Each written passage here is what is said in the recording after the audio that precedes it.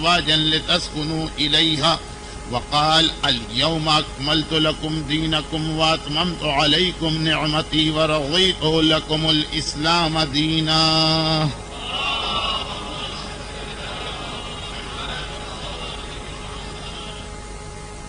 خطبے کے اندر سرنامہ کلام کے طور پہ ایک آیت تو وہ ہے جو مسلسل ان مجالس کے سلسلے کا عنوان ہے، اور دوسری آیت روزانہ وہ ہوتی ہے جو خاص اس دن کی مجلس کا عنوان ہوتا ہے. پہلی آیت کا ترجمہ روزانہ آپ سن رہے ہیں، اور دوسری آیت اتنی مشہور ہے کہ ترجمے کی فی الحال ضرورت محسوس نہیں ہو رہی. آج کی رات شہادت کی رات ہونے کی بنا پر مصائب کا وقت بھی زیادہ ہے، اور بعد میں غالباً نوحہ خوانی بھی زیادہ ہوگی، اس لیے میں ہر قسم کی تمہید کو ایک طرف رکھتے ہوئے براہ راست پہلی یا دوسری مجلس کے ایک آخری جملے سے آج کی آخری مجلس کو شروع کروں، اور وہ یہ ہے کہ لشکر یزید سے بدتر وہ چیز قرار پا رہی ہے. اس کی ساری دلیلیں اور اس کی تفصیلات وہ سب آ چکی ہیں. امام معصوم کے فرمان کی روشنی میں لشکر یزید سے بدتر ہر وہ چیز ہے کہ جو ہمارے ایمان کو نقصان پہنچانے والی ہے. وہ اس کی دلیل بھی میں دے چکا ہوں، وہ روایت بھی میں پڑھ چکا ہوں. فقہ کا ایک بہت ہی مشہور اصول، مسئلہ نہیں، ایک اصول بھی بیان کر چکا ہوں. اور آج کے دور میں اس حوالے سے ہر شخص کو وہ ساری حدیثیں سمجھ میں آ رہی ہیں جو آج سے 50 سال پہلے تک بھی سمجھ میں نہیں آ رہی تھی یا ان کی ضرورت محسوس نہیں ہو رہی تھی. لشکر یزید سے بدتر جو چیزیں ہیں، 3 دن ہمارا مسلسل وہ عنوان رہا، آج اسے سمیٹا جا رہا. وہ ساری حدیثیں جس کے اندر بڑی کثرت کے ساتھ مومن کی ایک ذمہ داری یہ قرار پائی کہ وہ اپنے گھر والوں کے لیے خصوصی وقت نکالے. وقت گھر والوں کی ایک ذمہ داری ہے ان کے نان و نفقے کا انتظام کرنا، اور وہ اتنی واضح ذمہ داری ہے کہ اس پہ دلیل لانے کی ضرورت نہیں. ہاں، اس کو بعض اوقات سمجھانے کی ضرورت پڑتی کہ اسلام ایسے نکھٹے کاہل لاپرواہ مومن کو مومن ہی نہیں مانتا. وہ جو حدیثیں آپ نے سنی ہیں وہ خالی اچھا، یہاں پہ ایک چھوٹا سا جملہ اس لیے کہہ رہا ہوں کہ اس میں 2-3 باتیں واضح ہو جائیں گی. وہ ساری حدیثیں جن کا تعلق حق مومن سے ہے، مومن کا حق، مومن پہ ظلم، مومن کی مخالفت، وہ ساری کی ساری چیزیں باہر والوں کے لیے نہیں. وہ جو ایک دوسرا اصول اسلام میں چلتا ہے کہ ہمیشہ جتنا تمہارے قریب ہے اتنا اس کا حق عام مومن سے بڑھتا جاتا. وہ ساری کی ساری چیزیں وہ اپنے گھر کے حوالے سے بھی. ظلم اسلام کی نگاہ میں کتنا برا گناہ، ظالموں پہ جس کثرت سے قرآن کریم میں لعنت آئی ہے غالباً کسی اور گروہ پہ نہیں آئی. لیکن وہی ظلم نہیں ہے کہ آپ اپنے دفتر میں کام کرنے والے پہ ظلم کر رہے ہیں، وہی ظلم نہیں ہے کہ آپ اپنے بزنس پارٹنر پہ ظلم کر رہے ہیں، وہی ظلم نہیں ہے کہ کوئی حکمران اقتدار میں آ کے ظلم کرتا ہے. وہ بھی ظلم ہے، اور ظلم کی بدترین قسم ہے جو انسان اپنے گھر والوں پہ کرتا ہے. وہ ساری کی ساری روایتیں جس میں حق مومن کے دل کو خوش کرنا، اس کا تعلق صرف باہر کے مومن سے نہیں ہے جن سے ہمارا اور آپ کا شاید کبھی مہینے میں یا 15 دن میں یا ہفتے میں ایک بار انٹریکشن ہوتا. جو گھر کے افراد ہیں وہ بھی وہ ان ساری حدیثوں میں آتے ہیں جس میں حق مومن کی بات کی جاتی ہے.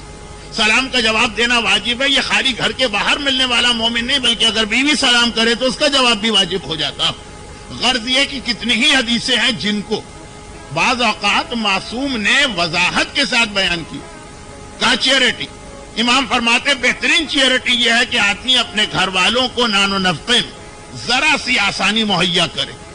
وہ امام کی حدیث کہ اگر کوئی شخص اپنے گھر والوں کے لیے کوئی چیز خرید کر اپنے کندھوں پہ رکھ کے گھر میں لا رہا ہے تو وہ ایسا ہی ہے جیسے وہ کسی یتیم خانے یا غربائے مدینہ کی مدد کے لیے بوریاں اٹھا کے لے جا رہا. وہ بھی اپنی جگہ ایک نیکی ہے، لیکن اس کا موقع زیادہ سے زیادہ دن میں ایک بار ملے گا. لیکن وہ جو تم سپر مارکیٹ سے تھیلیاں بھر کے اگر اپنے گھر والوں کے لیے لا رہے ہو، بشرطے کہ اس میں کوئی حرام چیز شامل نہ ہو، تو غرض یہ کہ وہ ساری کی ساری چیز جن کا تعلق گھر کے باہر سے ہے جو اخلاق اور آداب مومن میں شامل. تو کہا کہ انتہائی ناپسند ہے وہ انسان اللہ کو کہ جو اتنا نکھٹو اور کاہل ہوتا، لاپرواہ ہوتا کہ وہ اپنے گھر والوں کے ضروری خرچے کے لیے بھی کمانے کو تیار نہیں ہوتا. اب وہ جو ایک حدیث آئی کہ قرضہ اگر کسی کی گردن پہ باقی ہو تو وہ اتنا بدترین گناہگار کہ رسول خدا فرماتے کہ میں اس کی نماز جنازہ بھی نہیں پڑھوں گا. ایک چھوٹا سا فقہی مسئلہ بھی میں بتاتا چلوں، یہ وقت بہت تیزی سے گزر رہا. وہ یہ کہ ہماری فقہ اور شریعت میں نماز جنازہ ہر مسلمان کی واجب ہے، چاہے وہ کتنا ہی بڑا گناہگار کیوں نہ ہو. ایک عام مسئلہ مشہور ہے کہ اگر کوئی آدمی سوسائڈ کر کے مرتا ہے یا خودکشی کرتا ہے تو اس کی نماز جنازہ بھی نہیں ہوتی. اور پہلے آج سے 25-30 سال پہلے بھی ایک حدیث مشہور تھی. وہ ساری حدیثیں ہیں، خالی مسئلہ نہیں، حدیثیں کہ جو بغیر شادی کے مر جائے کنوارا آدمی یا مرد یا عورت، اس کی نماز جنازہ نہیں ہوتی. لیکن نماز جنازہ تو بہرحال ان میں سے ہر ایک کی واجب. صرف حکم ہے معاشرے کے ان متقی اور پرہیزگار لوگوں پر جن کا کسی جگہ پہ جانا ایک طرح سے وہ دین کی نمائندگی بن جاتا. وہ لوگ کہیں گے جب اتنے متقی آدمی وہاں پہ تھے تو وہ جگہ صحیح ہوگی. کئی ایسی روایات اور واقعات کہ ایک عام مومن نے کہیں جانے کی اجازت طلب کی. میری ایک مجبوری کا میں کئی بار اظہار کر چکا ہوں، آج پھر معذرت کر لوں، اس لیے کہ آج کے مجلس میں مجھے توقع یہ لگ رہی ہے کہ بہت سے ایسے لوگ آئیں جو صرف اسی ایک مجلس میں مجھے سنیں گے، اس سے پہلے اس کے بعد کبھی بھی نہیں. کہ جب وقت کم ہوتا تو اتنا آپ کو بھروسہ مجھ پر کرنا پڑے گا کہ جو میں پڑھ رہا ہوں وہ اپنے گھر سے بنا کے کوئی چیز نہیں پڑھ رہا، وہ ساری روایتیں. لیکن پوری روایت پڑھ کے نتیجہ نکالنا، اس کا ریفرنس دے کے نتیجہ نکالنا، اس کا وقت نہیں. تو اب مثلا حدیث اس انداز کے بنے گی کہ مولا فلاں جگہ کسی نے شادی میں ہم کو بلایا، وہاں مکس گیدرنگ بھی ہے، اور مولا وہاں پہ مثلا بیک گراؤنڈ میوزک بھی چل رہی. میوزک کی دو قسمیں ہوتی ہیں، کوئی بیک گراؤنڈ میوزک اور ایک وہ کہ باقاعدہ اسٹیج سجا کے اس کے اوپر گلوکار کو بلا کے میوزک کا مظاہرہ ہو رہا. مولا میں جاؤں کہ نہ جاؤں؟ یہ میں مثال اپنی طرف سے بنا رہا ہوں. امام کے زمانے میں اس ٹائپ کی کوئی مکس گیدرنگ تھی ہی نہیں. لیکن امام کے زمانے میں وہ ضرور تھا کہ عباسی خلیفہ کے وزیر اعظم نے اپنے بیٹے کی ولادت کا ولیمہ کیا، جو اسلام کے 5 ولیموں میں سے ایک، اور اس کے اندر شراب کا اہتمام بھی کیا گیا. پھر بھی الفاظ میرے ہیں وہ یہ کہ ایک نے آ کر کہا مولا میں اس میں جانا چاہتا ہوں، تو امام نے وہی جو بالکل فقہی مسئلہ ہے کہ اگر تم خود کسی حرام میں ملوث نہیں ہو رہے، اس دسترخوان پر نہیں بیٹھ رہے جہاں شراب سرو کی جا رہی، جو آج کی زبان میں یہ کہا جائے کہ ٹیبل لگی ہوئی، اس ٹیبل پہ نہیں ہو جہاں شراب ہے، دوسری ٹیبل پہ آ کے بیٹھ گئے تو تمہارے لیے اجازت. اور جب دوسرے مومن نے آ کر اسی تقریب کے حوالے سے انہیں امام معصوم سے پوچھا کہ مولا وہ میں وہاں جا رہا ہوں، جاؤں کہ نہ جاؤں، امام نے اس کو منع کر دی. اور جو امام کے پاس لوگ بیٹھے چکرا کے رہ گئے کہ ابھی ایک ہی تقریب ہے، ایک ہی شادی کی محفل ہے، ایک ہی وہ بچے کی ولادت کا ولیمہ، اور اس کے اندر ایک مومن کو اجازت تو دوسرے کو روک دیا گیا. یہ کوئی تقریباً 40-50 حدیثوں کا خلاصہ کر کے پیش کر رہا ہوں. تو امام نے یہی جواب تو دیا کہ دیکھو اگر خود کوئی گناہ نہیں کر رہے اور ایک کونے میں بیٹھ کر خالی کچھ دیر وہاں بیٹھ کے واپس آ جاؤ تو ویسے تو اس کی اجازت. لیکن وہ آدمی جو پہلا تھا وہ ایک عام مومن، اور جب دوسرا آدمی آیا وہ یا کوئی عالم ہے یا بڑا متقی اور پرہیزگار آدمی، اس کا وہاں پہ جانا ایک مثال بنے گا. پہلے والے مومن کو وہاں دیکھ کر کوئی یہ نہ کہے گا کہ یہ چیز بالکل صحیح ہے، تبھی تو فلاں صاحب بھی بیٹھے، وہ فلاں صاحب کی حیثیت کیا. لیکن دوسرے والے مومن کو دیکھ کر یقیناً لوگ یہ کہیں گے کہ بھائی یہ صاحب جب وہاں گئے، یہ ہیں بڑے مذہبی، بڑے متقی، بڑے پرہیزگار، یہ وہاں گئے، اس کا مطلب یہ کہ اس قسم کے اعمال و افعال بالکل صحیح.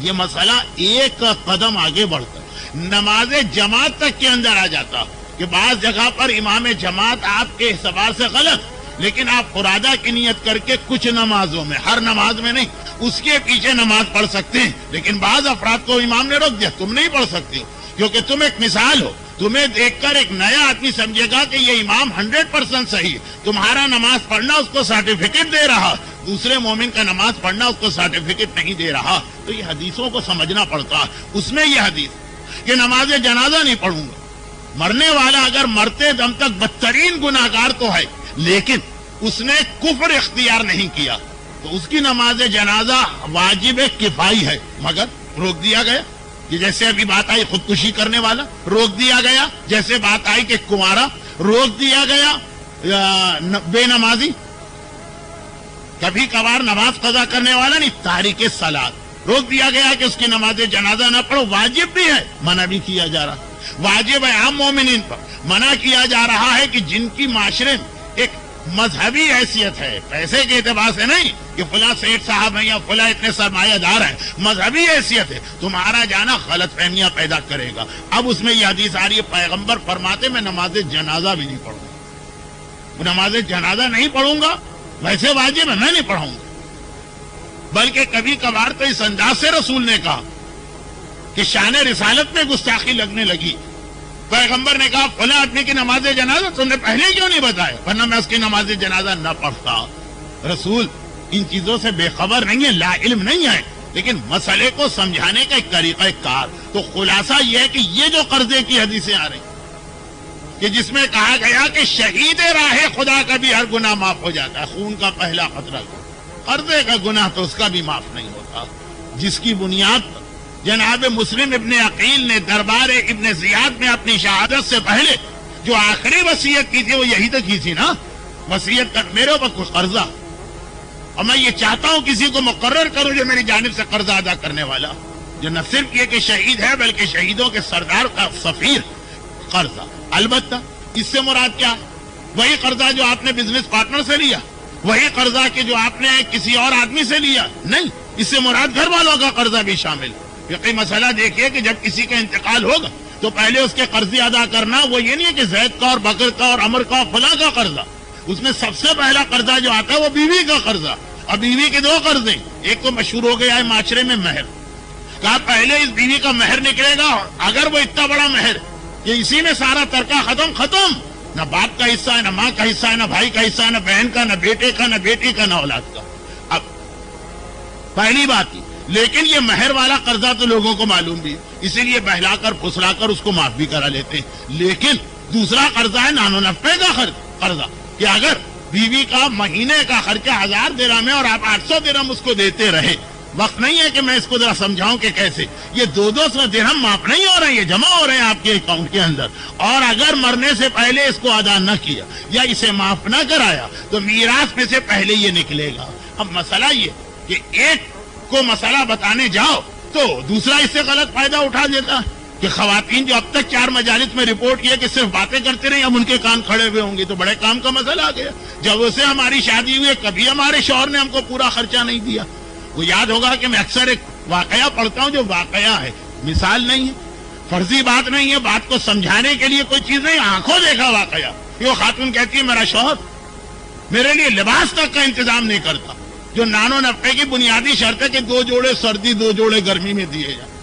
یہ تو نہیں کہا کہ 2 جوڑے لباس نہیں، اور کس شوہر کے لیے کہہ رہے ہیں جس نے جا کے دکھا دیا مولانا 18 الماریاں وہ سارے ڈریسز سے بھری ہوئی ہیں، لیکن خاتون کہتی ہے تو فلاں جگہ پہن لیا ہے، تو فلاں موقع پہن لیا ہے، تو فلاں، ایک موت کے موقع پہ 10-12 کپڑے سلوائے جاتے ہیں، سوئم میں الگ ہونا چاہیے اور میت پہ جانے کے لیے الگ ہونا چاہیے اور 40ویں کے دن الگ ہونا چاہیے۔ غرض یہ کہ وہ والی عورت نہیں، مسئلہ یہی ہے کہ ایک کا مسئلہ حل کرو۔ اب آج کل تو آپ لوگ بیڈ پہ سونے کے عادی، ہم اس جنریشن کے ہیں کہ جب ہمارے یہاں بان کی چارپائیاں ہوتی تھی اور وہ صحن میں رکھی رہتی تھی اور بارش کا پانی پڑنے سے اکڑ جاتی تھی، محلے کے بچے بلا کے اس کے اوپر کدوائے جاتے تھے، لیکن ایک طرف سے اس کو صحیح کرو، دوسری طرف سے اڑ جاتی، ادھر سے ٹھیک کرو تو ادھر سے۔ عورتوں کو بتاؤ مسئلے تو مرد جو ہے غلط فائدہ اٹھاتے ہیں، مردوں کو بتاؤ تو عورتیں غلط فائدہ اٹھاتی ہیں۔ تو کچھ دیر کے لیے خواتین یہ سمجھے کہ مجلس ہو ہی نہیں رہی ہے، وہ جس طرح سے 4 دن اپنی باتوں کی عبادت کر رہی ہیں وہ مزید 5 منٹ اور کریں۔ لیکن مسئلہ یہ کہ اب یہ بھی قرضہ جس کے ادا نہ کرنے پر شہید راہ خدا بھی خون کا پہلا قطرہ گرتے ہی ہر گناہ معاف ہو جاتا ہے، لیکن یہ والا گناہ معاف نہیں ہوتا۔ کیوں؟ اس لیے کہ اسلام نان و نفع کی بڑی بھرپور ذمہ داری ایک مرد کو دی ہے، یہ ہر آدمی جانتا۔ اب کتنا ہے کس طرح وہ الگ مسئلہ ہے، لیکن جو چیز کم جانتے ہیں کہ نان و نفع کے علاوہ اسلام نے یہ ایک ذمہ داری قرار دی ہے مردوں پر بھی۔ 2 دن تو بہت بات ہو گئی نا کہ عورتوں کو گھر میں بٹھانے کی بات ہوئی ہے، لیکن گھر سے مطلب گھر نہیں ہے، گھر سے مطلب یہ وہ تربیت کا فریضہ انجام دینے کے لیے، لیکن مردوں کی ذمہ داری قرار دی گئی کہ انہیں اپنے گھر والوں کے لیے الگ سے ایک وقت نکالنا ہے۔ وہ حدیث میں ابھی پڑھ رہا ہوں، بہت مختصر حدیث ہے اس لیے پڑھ رہا ہوں، ورنہ یہ اپنی جگہ ایک الگ موضوع، لیکن یہ ایک ذمہ داری ہے کہ خالی درہم و دینار دینا، خالی گاڑی کا انتظام کر دینا، خالی کپڑے خرید کے دے دینا، خالی زیورات، وہ اتنا اہم چیز نہیں. جتنا اس میں واجب ہے وہ اپنی جگہ ہوگا. اصل چیز ہے گھر والوں کے لیے آپ کے پاس وقت ہو، جس میں بیوی بھی شامل ہے، جس میں اولاد بھی شامل ہے، جس میں والدین بھی شامل ہے. وقت جو آج کے زمانے میں سب سے قیمتی چیز.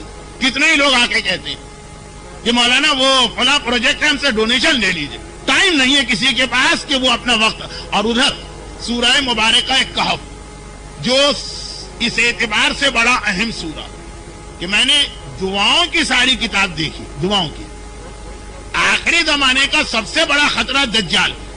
دجال سے بچنے کے لیے قرآن کریم کا ایک ہی سورہ امام نے بتایا، وہ ہے سورہ کہف. گرچہ میں اس کی فضیلت دوسرے حوالے سے بھی بتاتا ہوں کہ بازار کوفہ میں نوکے نیزہ پر میرے مظلوم آقا کے کٹے سر نے سورہ کہف کی تلاوت کی تھی. اس سورہ کہف کے اندر اس کی 5 آیتوں کی تلاوت کی تھی شروع. دجال سے بچنے کے لیے اس کی آخری 10 آیتوں کی تلاوت کا حکم ہے. یہ سورہ کا آغاز ہے، وہ سورہ کا اختتام ہے. یہ 2 چیزیں سورہ کی اہمیت کو بتا رہی ہیں. اس کے درمیان کی ایک آیت تقریر کے اگلے حصے میں جو فوراً شروع ہونے والا ہے اس میں آئے گی. ابھی سنیے. اس کے اندر ذوالقرنین کا واقعہ. ذوالقرنین سکندر کا نام نہیں ہے، یہ ایک الگ حکمران تھے جن کے بارے میں آج تک علماء اسلام میں یہ بحث کہ یہ خالی حکمران تھے کہ پیغمبر بھی تھے. حضرت لقمان نبی، حضرت خضر اور حضرت ذوالقرنین، یہ 3 شخصیتیں وہ جن کا قرآن میں بہترین انداز سے تذکرہ ہوا، لیکن قرآن نے یہ واضح نہیں کیا کہ ان کے پاس نبوت تھی کہ نہیں.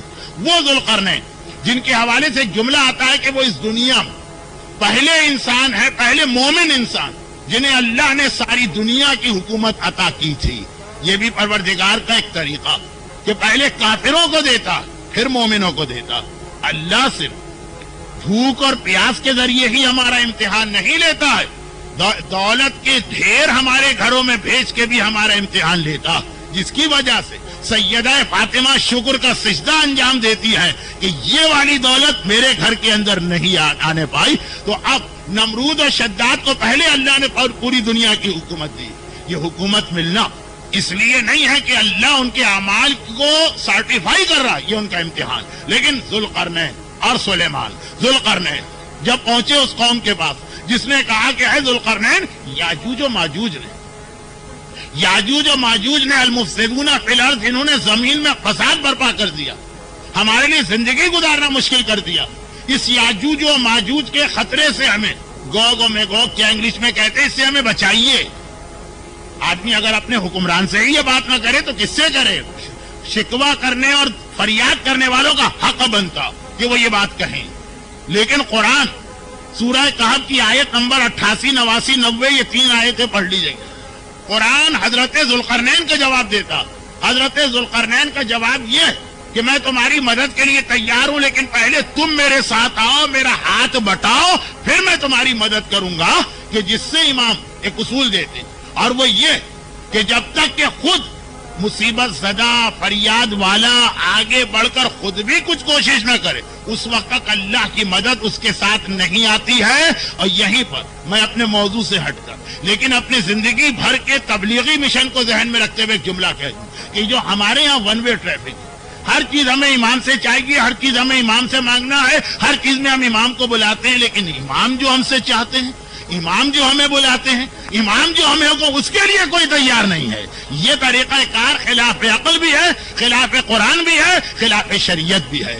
بہت یہ پورا جملہ ایک مجلس بلکہ ایک اشرا ہو سکتا ہے، لیکن وقت کیونکہ کم ہے اس لیے میں نے اس کو بہت جلدی سمیٹ دیا. لیکن خوشی ہوئی کہ بعض مومنین کرام سمجھ سکے، اگرچہ اکثر مومنین نہیں سمجھ پائے، لیکن ایک بھی سمجھ گیا تو میرے لیے کافی ہے. آئیے تو سورہ کہف، حسین کا سورہ، سورہ کہف امام زمانہ کا سورہ، کیونکہ دجال سے ہم کو بچا کر امام کا سپاہی بنائے گا. سورہ کہف قرآن کریم کے اہم ترین سوروں میں سے ایک. پیغام یہ رہا کہ وقت یعنی خود بھی اپنا کوئی حصہ ڈالنا ہے.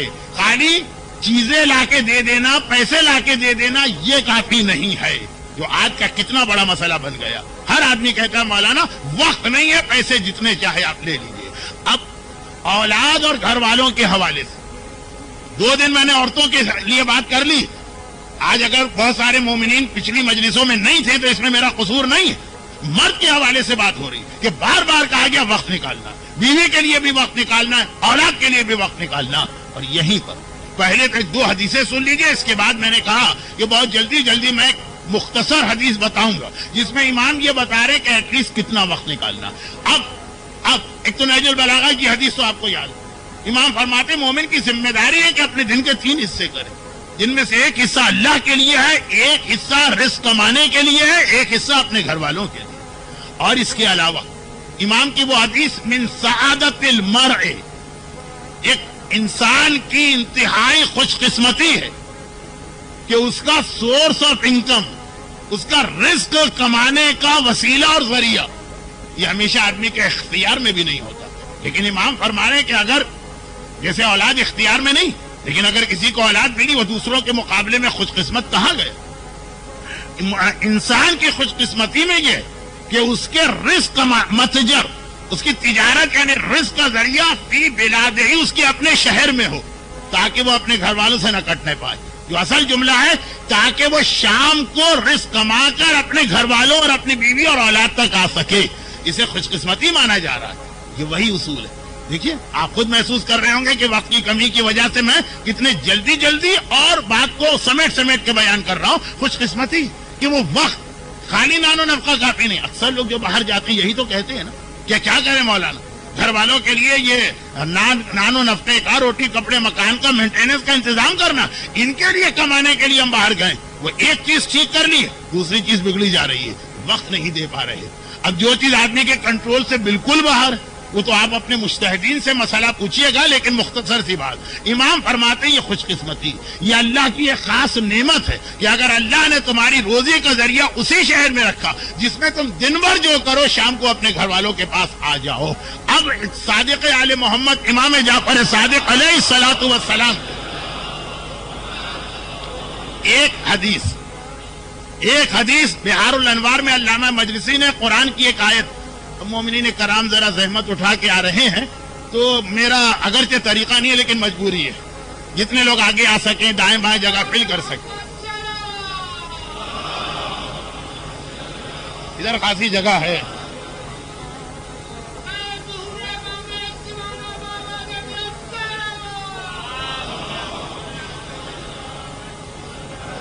امام قرآن کی ایک آیت کی تفسیر بیان کرتے ہوئے، آیت آپ نے بہت سنی، مرحوم خطیب اعظم علامہ غلام عسکری صاحب اللہ مقامہ کا ایک مارکت العلا اشرا اس کے اوپر، اور ایک نہیں زندگی میں کئی اشرے.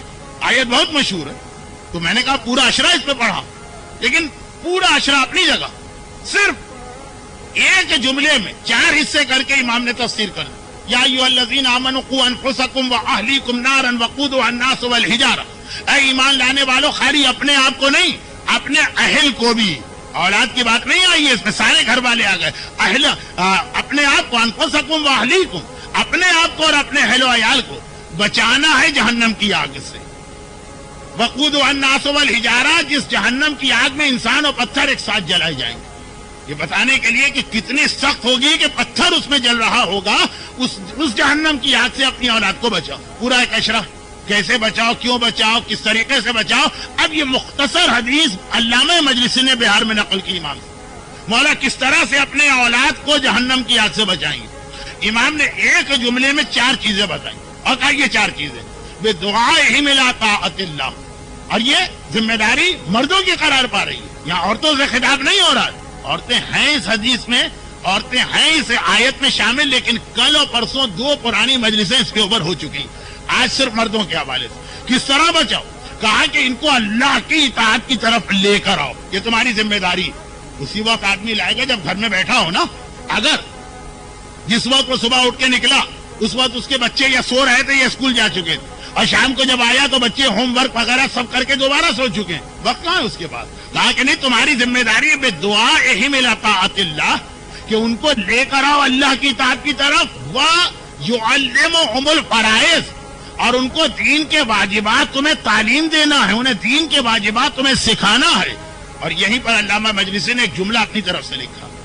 حدیث میں تو ایک ہی جملہ ہے لیکن تشریح، اور وہ فرماتے کہ یہ بڑوں کی ذمہ داری ہے کہ خالی کتاب اولاد کو نہ دیں بلکہ کتاب کو سمجھائیں. اس لیے کہ چھوٹی سی کتاب ہے ہر مرجے کی توضیح المسائل. خالی آپ یہ کتاب پڑھ کے سمجھنے کی کوشش کیجیے, آپ کی سمجھ میں مسئلے نہیں آئیں گے. تو بہرحال وقت کم ہے, ابھی تو موضوع بہت بڑا. یعلمہم الفرائض وینہاہم عن المنکر, اور انہیں حرام اور خلاف شریعت کاموں سے روکا جائے. امام فرماتے ہیں کہ یہ 3 طریقے, اور اس کے بعد وحثہم علی البر, اور نیکی کے کاموں میں انہیں شوق دلوایا جائے, انہیں ترغیب دلوائی جائے.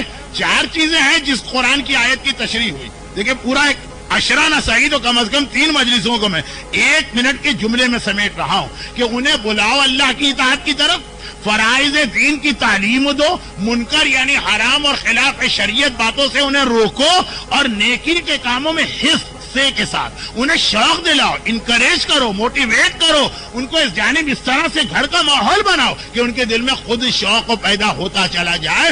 یہ تمہاری ذمہ داری. جو آیت قرآنی پر عمل ہوا, کون سی آیت؟ یا ایھا الذین آمنوا قوا انفسکم واہلیکم, اپنے آپ کو بچاؤ, اپنے گھر والوں کو بچاؤ جہنم کی آگ سے. لیکن یہ جو 4 چیزیں امام بتا رہے ہیں, اس کے لیے انتہائی ضروری ہے کہ گھر میں یہ شخص ہو, اس کے پاس اتنا ٹائم ہو کہ گھر والوں کو دے سکے. اس کے اندر صبح سے شام تک دفتر. اب میں کیسے, کیونکہ اب واقعا مجھے لگ گیا کہ آدھا مجمع آج کا نیا, تو کیسے ان کے سامنے میں یہ بات پوری تفصیل کے ساتھ دوہراؤں جو 2 دن آ چکی ہے. کہ میں نے کہا کہ اس میں لوگوں کا اتنا قصور بھی نہیں. اس ڈش اینٹینا اور کیبل ٹیلی ویژن نے خود بخود ایسا ماحول بنایا کہ جس کا جو بہت بڑا نقصان ہے کہ وقت ہمارے ہاتھ سے نکلا جا رہا. وہ خرابیاں میں نہیں بتا رہا ہوں جو ہر آدمی کو خود ہی معلوم ہے کہ بے حجابی ہے اور مکس گیدرنگ ہے اور گانا بجانا ہے اور ڈانس ہے. وہ ساری خرابیاں نہیں, یہ خرابیاں جس کی طرف توجہ نہیں ہوتی کہ یہ ہمارا وقت, ہم سے ہمارا وقت چھین لیا, جبکہ مومن کی ذمہ داری قرار دی گئی کہ وہ اپنے گھر والوں کے لیے الگ سے ایک وقت نکالے. ایک اور حدیث ہے جس کا خلاصہ یہ, حدیث کا خلاصہ اس لیے کہ وقت نہیں ہے حدیث بھی پڑھنے کا, کہ کم سے کم روزانہ 1 گھنٹہ انسان, یہ میں واضح کر دوں کہ یہ حدیث کے جملے نہیں, حدیث کے الفاظ کو میں اپنے الفاظ میں بتا رہا ہوں. 1 گھنٹہ روزانہ انسان رات کے وقت اپنے گھر والوں کے ساتھ بیٹھے, اور جس کے اندر قرآن, جس کے اندر حدیث, جس میں مسائل فقہ اور جس میں بزرگوں کے واقعات بیان کیے جائیں. اب یہاں امام کے زمانے میں جب امام نے یہ بات کہی حدیث میں, تو اس میں امام کا اشارہ تھا انبیاء کی طرف جن کے واقعات قرآن میں بہت آئے. لیکن ہمارے آج کے زمانے میں اس میں ہمارے بزرگ علماء اور مراجع بھی آ گئے. بتانا ہے یہ کم سے کم 1 گھنٹہ نکالنا, یہ حدیث کا خلاصہ. حدیث میں لفظ 1 گھنٹہ نہیں کہ ایک وقت نکالو روزانہ اپنے گھر والوں کے ساتھ. وہ وقت کہاں نکلے؟ اب جو کل کی میری مجلس, کہ اگر کسی دن آپ جلدی آ بھی گئے اور اگر عورت جو ہے وہ ورکنگ کلاس میں شامل نہیں ہو, اس کے پاس ٹائم بھی ہے, پھر بھی یہ ٹائم نہیں, کیوں؟ اسی کیبل کی وجہ سے. مثلا میرے شہر کے اندر حال ہی میں, اسی مہینے میں بھی, مہینہ ختم تو نہیں ہوا ہے, اسی مہینے میں 4 دن پورا شہر بند رہا اور معطل رہا, پھر بھی لوگوں کے پاس وقت نہیں. گھر میں بیٹھے ہیں, دودھ و دہی کی دکانیں بھی بند ہیں, پان کے کھوکے بھی بند, پھر بھی ٹائم نہیں. کیوں؟ ڈش اور کیبل. بھائی عام دنوں کے اندر سر کھجانے کی فرصت باپ کو نہیں, صبح سے شام تک وہ لگا ہوا ہے آفس کے اندر یا کاروبار کے اندر یا مارکیٹ. 4 دن دیکھیے, یہ جو جس حوالے سے بات ہوئی میں اس پہ کوئی تبصرہ نہیں کر رہا ہوں, میں یہ بتا رہا ہوں کہ کتنا بڑا نقصان ہو گیا کہ 4 دن کوئی کام نہیں آدمی کے پاس, لیکن وہ کہتا ہے ٹائم ہی نہیں. صبح سے شام تک وہ ٹی وی دیکھ رہا ہے یا کیبل دیکھ رہا ہے, جو امام ہر مومن کی عام حالات میں ذمہ داری قرار دے رہے ہیں. اب وہ جملہ میں پھر دوہرا دوں جو ابھی میں نے کہا, یہ والی حدیث ہے کہ اپنے دن کا 1/3 اپنے گھر والوں کے لیے رکھو. یہ والی حدیث ہے کہ بھائی اپنے گھر والوں کو جہنم سے بچانے کا طریقہ یہ ہے کہ انہیں اللہ کی اطاعت کی طرف بلاؤ, انہیں فرائض کی تعلیم دو, انہیں منکرات سے بچاؤ, انہیں نیکیوں کا شوق دلاؤ. یہ والی حدیث ہے کہ روزانہ 1 گھنٹہ اپنی اولاد کے لیے نکالو. آج سے 50 سال پہلے بھی لوگوں کی سمجھ میں اتنی نہیں آ رہی.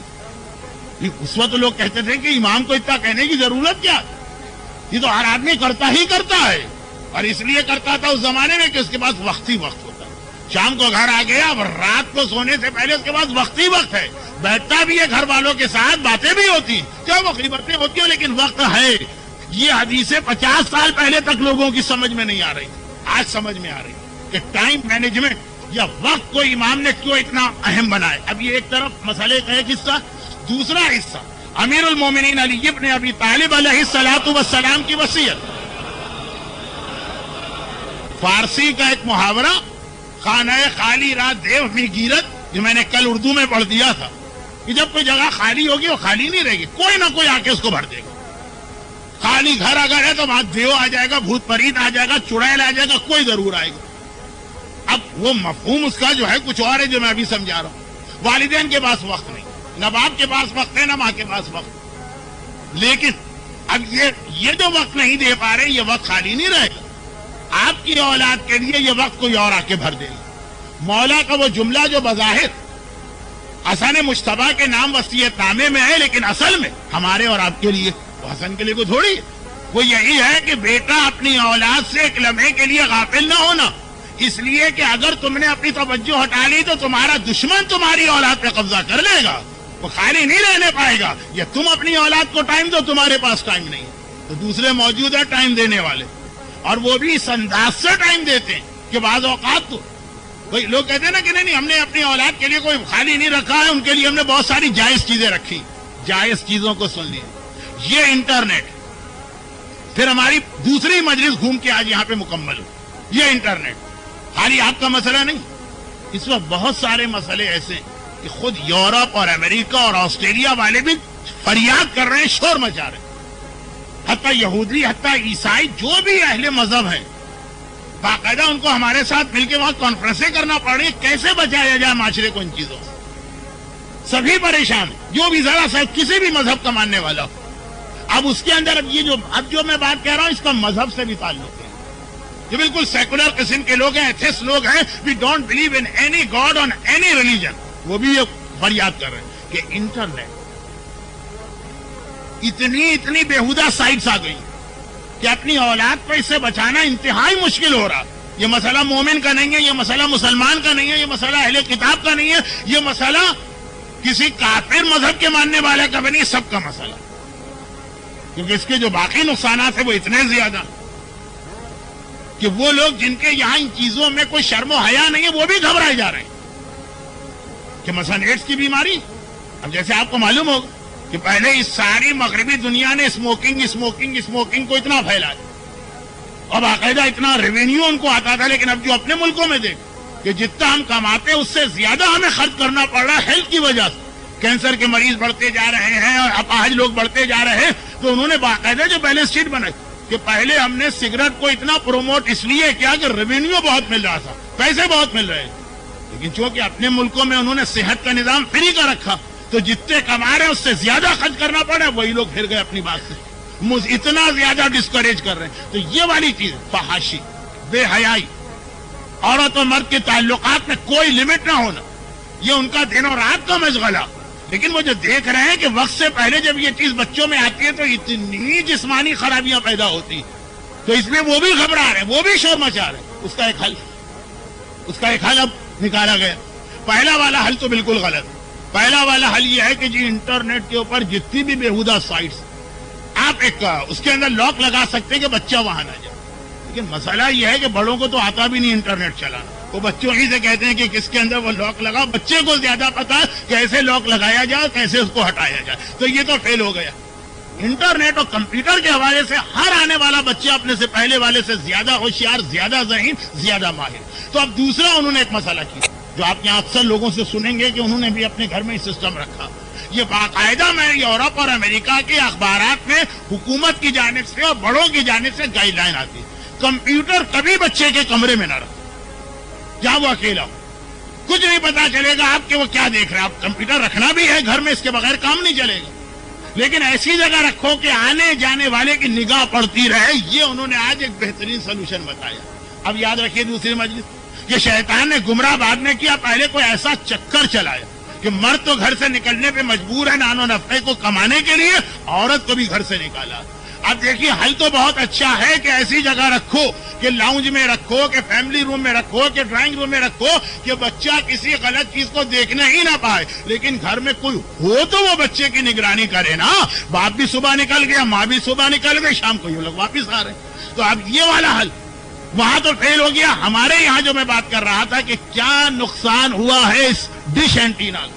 یہ عورت گھر سے باہر نکلی, اس کو سب کو ریپیٹ نہیں کر رہا ہوں, جو لوگ آ جائیں ان کی بات سمجھ میں بات آ جائے, اس لیے کہ مرتبہ یہ جملہ کہہ رہا ہوں.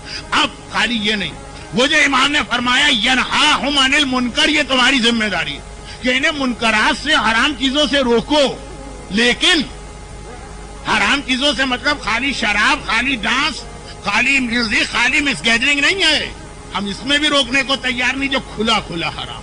لیکن آج کی دنیا کا مطلب شیطان. کیونکہ میں پھر گھوم پھر کے یہ بات کہتا ہوں کہ بچوں کے حوالے سے یہ مسئلہ جتنا آپ کو پریشان کر رہا اتنا ان کافروں کو بھی پریشان کر رہا. اس انداز سے شیطان نے ماحول بنایا کہ جدھر آپ کا دماغ بھی نہیں جائے گا ادھر سے شیطان حملہ کرتا ہے. جی میوزک, بی بی سی کی پچھلے سال کی ایک رپورٹ کہ اس وقت نئی نسل جو مائیکل جیکسن اور میڈونا اور میوزک اور گانے اور یہ سب کی طرف لگ گئی. ایک ایسی چیز آ گئی معاشرے میں جس نے میوزک سے نوجوان نسل کی توجہ کو ہٹایا. وہ اس کو تعریف کے انداز میں نہیں لے رہے تھے, وہ تو بس یہ کہ حقائق آج کل یہ چل رہا ہے. ہم لوگ بہت خوش ہوں کہ کم از کم ایک متبادل ملا کہ جو پہلے گانوں کے کیسٹ, گانوں کی سیڈیز وہ سب چلتے ہیں, ابھی بھی چل رہے ہیں, یہ نہیں یہ ختم. لیکن اس سے زیادہ بچوں کی دلچسپی ہو گئی پلے اسٹیشن, اس سے زیادہ دلچسپی ہو گئی ویڈیو گیم کا. یہ چیز نکلی اور بظاہر یہ لگا کہ ہاں یہ تو کوئی اس میں حرام چیز بھی نہیں. لیکن ان ویڈیو گیمز کے ذریعے جس طرح سے وہ ہمارے بچوں کو بہکا گئے وہ تو شاید میوزک سے بھی نہ بہکایا. اکثر والدین کو پتا بھی نہیں ہوگا کہ وہ بچہ جو کھیل میں وقت گزار رہا ہے اطمینان کہ بھائی وہ کوئی حرام چیز پہ نہیں بیٹھا ہے, وہ کوئی انٹرنیٹ کی بےہودہ سائٹ پہ نہیں بیٹھا ہے, وہ ٹیلی ویژن کے اوپر کوئی بےہودہ چینل نہیں دیکھ رہا, وہ کھیل رہا ہے پلے اسٹیشن. میں ان چیزوں کو حرام نہیں کہہ رہا ہوں. ہر چیز کا گھوم کے خلاصہ ہے کہ گھر میں سہولتیں مہیا کرنا کافی نہیں ہے, توجہ دینا. وہ رزق بھی رزق حرام ہے جس کی وجہ سے آدمی اپنے گھر والوں کو ٹائم نہ دے سکے. یہ پوری حدیث. خلاصہ کیا ہوا؟ گیمز جس نے میوزک کو دبا دیا تو ہم خود حیران ہو کہ شیطان نے آخر برداشت کیسے کر لیا کہ اس کی اذان کے اوپر کوئی اور چیز حاوی آ گئی. ایک حدیث ہے نا کہ شیطان نے کہا کہ تو نے آدم کو اذان دی ہے جس سے آدم لوگوں کو تیری جانب بلائیں, تو مجھے بھی تو کچھ دے جس کی وجہ سے میں اپنے والوں کو اپنی جانب بلاؤں. کہا کہ ان کی اذان ہے, تیرے لیے میوزک. جو اذان سن کے چلتا ہے وہ اللہ کی طرف چل رہا ہے, جو گانے کی طرف چلتا ہے وہ تیری عبادت کے لیے چل رہا ہے. عبادت الشیطان. حدیث کل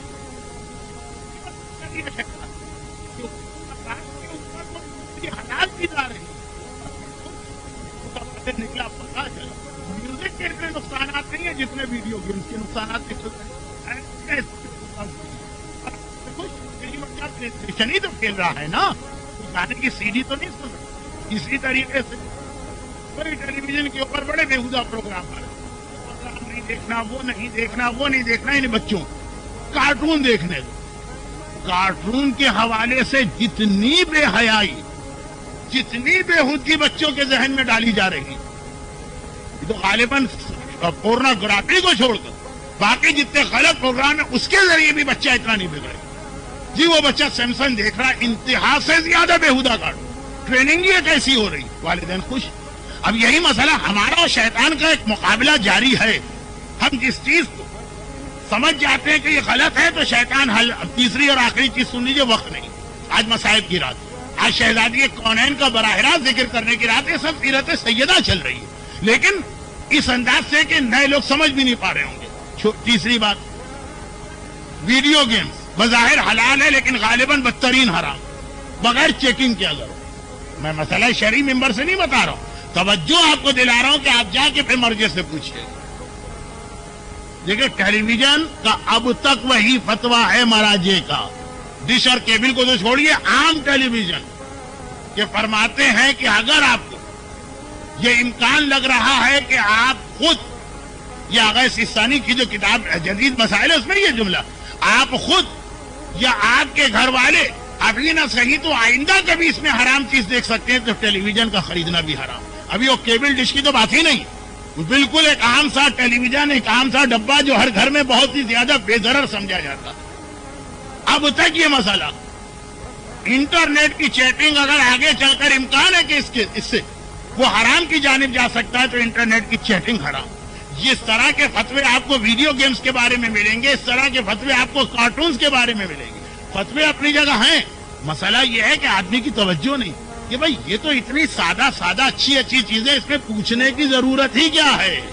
میوزک کے لیے ضرور پوچھیں گے کہ یہ حلال والی ہے کہ حرام والی, کیونکہ پتا ہے کہ وہ حرام, لیکن کارٹون, لیکن ویڈیو گیم. اور جو اس سے بھی زیادہ خطرناک سی چیز ہے وہ یہ ہے کہ اسپورٹس, یعنی دیکھیں بظاہر بالکل ہی بے ضرر محفوظ, کوئی اس میں امکان ہی نہیں ہے کہ حرام کا ہو.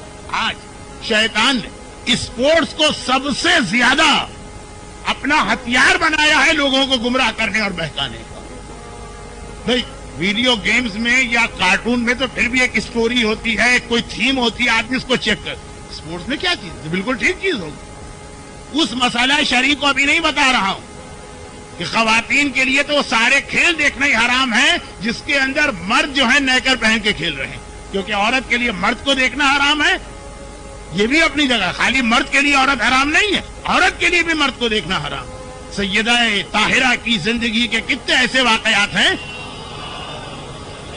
کہ بابا اگر وہ اندھا ہے تو میں تو اندھی نہیں ہوں. ایسے کتنے جملے ہیں جو میں نے کہا پوری مجلس شہزادی کی سیرت کو میں ذہن میں رکھ کے پڑھ رہا ہوں اور یہ سمجھ کے پڑھ رہا ہوں کہ مجمع یہ ساری مشہور چیزیں جانتا, لیکن اس کی تو میں بات ہی نہیں کر رہا ہوں کہ خالی ہاکی جیسا بے ضرر کھیل, خالی فٹ بال جیسا بے ضرر کھیل. آپ کے علم میں ہوگا نا کہ اسلامی انقلاب کے بعد ایران کے کسی فٹ بال اسٹیڈیم کا میچ دیکھنے عورت نہیں جا سکتی, وہ اس اعتبار سے کہ بہرحال وہ اس کے لیے وہ تو اپنی جگہ اس کو چھوڑی. لیکن عام سے اسپورٹ, یہ ہاکی اور فٹ بال تو چلے عورت اور مرد کا ایک مسئلہ ہوا, لیکن اس کے علاوہ اولمپکس, جتنی عریانیت, جتنی بے حیائی ان کے گیمز میں ہوتی رہتی.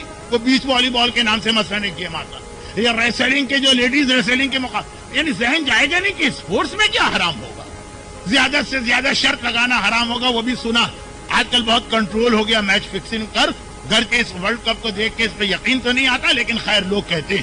خلاصہ یہ کارٹون, ویڈیو گیم, اسپورٹس جو ایک عام آدمی کے خیال میں اس کی اولاد کو جدید زمانے میں رہ کر حرام سے بچانے کا بہترین طریقہ.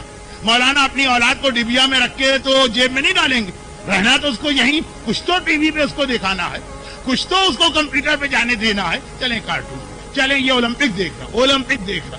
جتنی بے حیائی, جتنی بے پردگی, عورت کے جسم کا جتنا ایکسپوجر اسپورٹس کے نام پہ ہو رہا تو شاید اس کے اندر بھی نہ ہوتا. شاید کا لفظ کہہ رہا ہوں اس لیے کہ لوگ کہیں گے مولانا وہ آپ نے دیکھا ہی نہیں اس لیے آپ غلط اسٹیٹمنٹ دے رہے ہیں. شاید میں نے یہ سمجھانے کے لیے کہا کہ اس سے پھر آدمی بچے گا, اس سے نہیں بچے. کہاں سے حملہ ہو رہا ہے, جسے ہم حلال سمجھ رہے ہیں وہ اتنے بدترین حرام بن رہے ہیں. تو جو ہیں حرام وہ تو اپنی جگہ. اچھا اب اس کا حل کیا؟ مسئلہ یہ ہے کہ اسلام آپ کو مایوس نہیں کرنا چاہتا. اس کا حل کیا؟ اس کا حل وہی ہے جو 2 دن کی مجالس میں لوگ ذرا سا بور سے ہو گئے. میں خود یہ جملہ کہتا ہوں ٹائم کہ بھائی یہ ساری چیزیں اولاد کو دینے کی ضرورت اس لیے پڑ رہی کہ والدین ہیں مصروف, اور بچے کو کچھ نہ کچھ تو چاہیے اپنا وقت گزارنے کے لیے. وہ جو بار بار تاکید کی جا رہی کہ اپنی اولاد کے لیے اور گھر والوں کے لیے, اس میں بیوی بھی شامل, تو بیوی بھی گھر میں بیٹھی ہوئی. فرق اتنا ہوگا کہ اولاد نہ سمجھ ہے, بیوی سمجھدار ہے, لیکن مسئلہ دونوں کا ایک. شوہر وقت دے, بھائی وقت دے, باپ وقت دے, اپنے آپ کو اتنا مصروف نہ کرے, حتیٰ مذہب کے نام پر بھی اتنا مصروف نہ کرے. بعض لوگ مذہب کو ایک ذریعہ بناتے ہیں اپنے گناہوں کے لیے یا اپنی غلط باتوں کے لیے, جس کے لیے خود شہزادی نے بھی اپنے خطبے میں ایک اشارہ کیا. خطبہ فجر میں شہزادی نے قرآن کی ایک آیت یہ پڑھی, الا فی الفتنۃ سقط وان جہنم لمحیطۃ بالکافرین. یارے یہ لوگ جو کہہ رہے ہیں کہ ہم فتنے سے بچنا چاہتے ہیں, ارے یہ تو فتنے میں مبتلا ہو گئے, پھنس گئے فتنے میں. بہانہ کیا کریں, میں فلاں کام نہیں کریں کیونکہ ہمیں فتنے سے بچنا. یہ قرآن کی آیت, الا فی الفتنۃ سقطوا, فتنے میں یہ لوگ گر گئے ہیں جو لوگ سمجھ رہے ہیں ہم فتنے سے بچ گئے. جنگ تبوک کی آیت, وہ بہت دلچسپ واقعہ ہے, کبھی تفصیلی روایت پڑھنے کا موقع ملا, لیکن خلاصہ یہ پیغمبر نے اپنی زندگی میں جتنی لڑائیاں لڑی اس میں 2 جنگیں بہت اہم, ایک تبوک اور ایک حنین, جس میں ہمارے یہاں سب سے کم پڑھا جاتا. تبوک اور حنین پیغمبر کی زندگی کی دو بہت اہم جنگیں. ابھی جو ایک ہنگامہ ہوا ڈی ایم ٹیلی ویژن پر ایک چینل ہے, تو اس کے اندر بطور دلیل جو بات کہی گئی جنگ حنین اس کا جواب بہت اہم جنگ ہے. اس کو سمجھنا کیا وجہ ہے کہ دعائے نتبہ میں بھی اور زیارت عاشورہ میں بھی مولا کی دشمنی کے حوالے سے کہا گیا احقاد البدریہ والحنینیہ.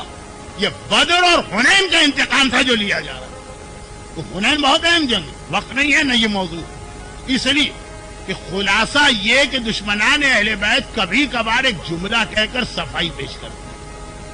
یہ ان دشمنان اہل بیت کی بات ہے جو اتنے بغض میں شدید نہیں.